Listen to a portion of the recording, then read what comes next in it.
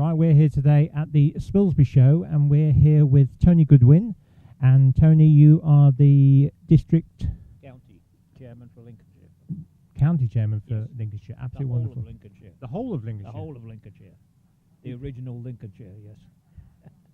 So Or dare I say the real Lincolnshire. the real, exactly, the real Lincolnshire. So tell us about what you do. What I do, in Lincolnshire, we've got 59 branches of the Royal British Legion.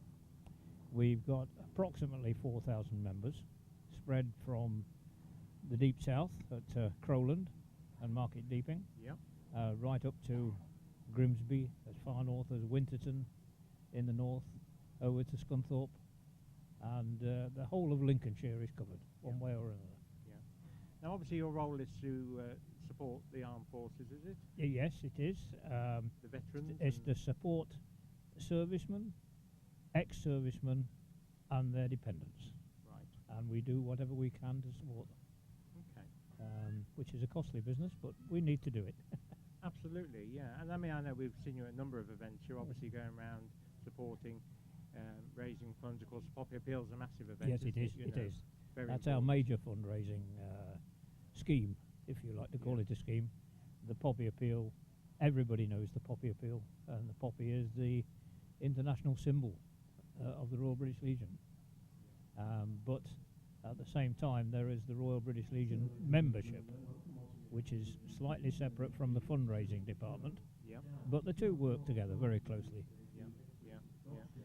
And do you run a number of events, or tell us a bit more about what you actually do. What we actually do? Well, each branch has its own meetings, and branches tend to run events in their own local area if they can, amongst their own community, because at the end of the day, the Royal British Legion members couldn't do it all themselves. It's essential to be part of the community, whether that's the community in a small village or whether it's the larger community in an area.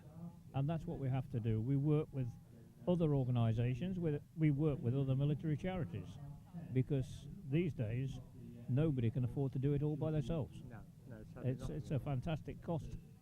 And we work closely with other charities on welfare cases, especially, and we refer cases to each other dependent on the specialisation that is required. And in some cases, and the classic case is mental illness, then the Royal British Legion may not actually carry out the work that's required with the mentally ill people, but we refer them to another organisation, and there's one particular one, Combat Stress, and their specialisation is mental illness, and that's how we work. So we all work together. Yeah. So do you obviously help people financially then? Yes, but not primarily. No, of course not. It's guiding them along to make sure they've got everything they can possibly get from the national funds first, to make sure they're getting all the treatment they're entitled to from the hospitals and the National Health. And as a last resort, we will provide some financial assistance if it's required. Yes. But actually handing over money is the last resort, really. Yes, yeah. I mean, and quite rightly so. Absolutely. I mean, it's about directing individuals to the right organisation. Exactly. Groups, Yes, it is. That's it is. the whole point of the purpose. So so what will your people be doing today? Today we have an information stall, giving out information about the Royal British Legion and what we do and how to join the Royal British Legion if you so wish. I'll bring you a form. Okay. And it's a general information day, really, and letting our presence be known in the community. And of course there is a branch in Spilsby, and we work closely with them. Of course. But this particular show, Spilsby Show, has always been the Royal British Legion county team that's come here, because the Spilsby branch at one time was suffering a bit. We came along to help, and the show committee have always been very, very kind to the Royal British Legion, and always at the end of the year have made a donation to our county welfare fund. Yes. And they're very, very good people, and it's a pleasure to work with them and support them. Absolutely. I mean, will you be parading again this year? Yes, there will be a parade of standards in the middle of the day, even though the temperature is about 30 degrees. But there will be a short parade, and we'll be observing the homage and the short remembrance period. Now, you were telling me before we started the interview that there's a big event taking place with all the standards. Yes, that is, it's known colloquially as GP 90, Grand Parade 90. And that is a parade in Belgium at the Menin Gate at Ypres. And that's taking place in August.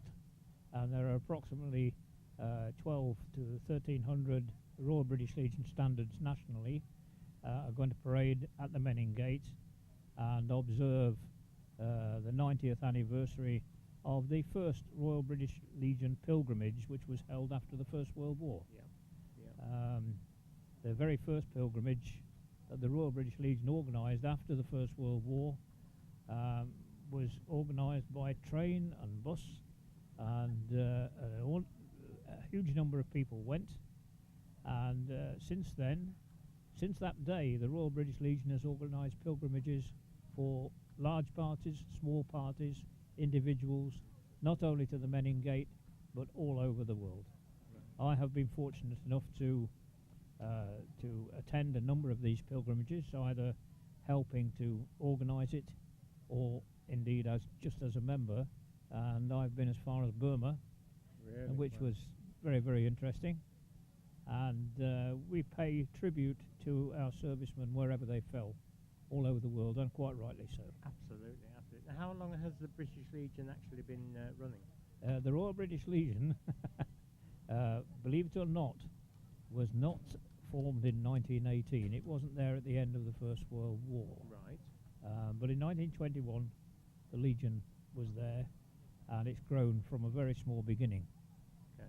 And we've been consistently working towards helping servicemen, ex-servicemen, and their families. Brilliant. I mean, I know you do an absolute fantastic job. Thank I mean, you.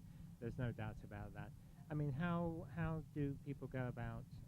I know you mentioned about your store, but is there a particular group of people you're looking at to join you? Do you have any particular criteria? Well, obviously, we would like everybody who's in the services to join us when they either whilst they're in the service, which they can do, or when they leave the service, and their families, of course. But these days, you do not have to have been a serviceman or have served to join the Royal British Legion. Okay. The difference comes in claiming benefits, if Yes. that is necessary. Yeah. You have to be entitled to benefits. You have to have served in the services, or your partner or family must have served in it. That's fair enough, isn't it? That's well, you can't give money to everybody, I'm afraid. No, of course you can't. No, and I No. mean, like I say, a lot of hard work goes in raising money. That's right. So when is Poppy Day? Poppy Day will be the fortnight around, ending on November the 11th, is the last day of the Poppy fortnight. Yes. But we raise funds all year round. Of course you do. Of course you do. Yeah. Yeah. And believe it or not, if you so wish, you can wear a poppy all the year round. You don't have to wait until that day. Yeah. Yeah. Yeah. But one of the great things we're trying to do is to educate young children, Yes. the future generations, because it's important that those memories are kept alive. Absolutely. And we do work as far as possible with the local schools, but we only work with the school staff. Of course, we don't go in ourselves. Yeah. These days, you have to be very careful, You do. You do. and yeah. we have to do it the right way. Of course. But the children are very receptive, Yeah. very receptive, and we don't have to. We don't emphasise the horrors of war. No. No. You know, this year in particular, we're having an event at the Museum of Lincolnshire Life on the 18th of August, Yep. and that is a short commemoration aimed at commemorating the end of the First World War. Although it's not November, but we can't do everything in November. Of course you can't. That's So we right. thought we'd have it in the August bank holiday. Families can come along. It's absolutely free.